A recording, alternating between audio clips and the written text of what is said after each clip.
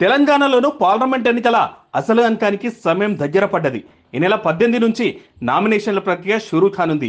20వ తేదీ వరకు ఈ నామినేషన్లు దాఖలు చేసేందుకు గడువు ఉంది. 26వ తేదీన నామినేషన్ల పరిశీలన జరగనుంది. 29న ఉపసంహరణకు చివరి తేదీ.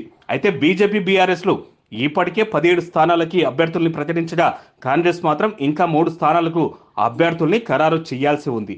కరీంనగర్, ఖమ్మం, హైదరాబాద్ స్థానాలకు అభ్యర్థుల్ని ప్రకటించాల్సి ఉంది కాంగ్రెస్.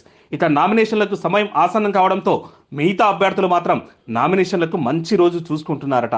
మంచి ముహూర్తం చూసుకొని మరి నామినేషన్ వేసేందుకు అభ్యర్థులు ముహూర్తాలు చూసుకుంటున్నారట.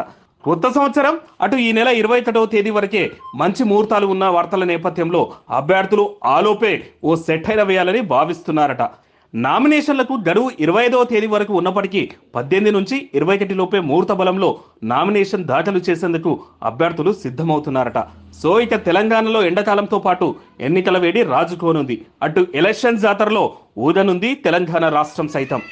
అభ్యర్థులు సైతం గట్టిగా జన సమీకరణతో భారీగా ర్యాలీలు అట్టహాసంగా నామినేషన్లు వేసేందుకు ఆసక్తి చూపుతున్నారట. డబుల్ డిజిట్ కొట్టాలనే లక్ష్యంతో కాంగ్రెస్ బీజేపీలు కనీసం పార్లమెంట్ ఎన్నికల్లోనన్న పరువు కాపాడుకోవాలని బీఆర్ఎస్ ప్రయత్నాలైతే ముమ్మరం చేశాయి. ఇప్పటి వరకు ఎన్నికల జోరు పెద్దగా కనిపించకపోయినా నామినేషన్ మొదలుతో ఆ పండగ జోరు కనిపిస్తుందేమో చూడాలి మరి.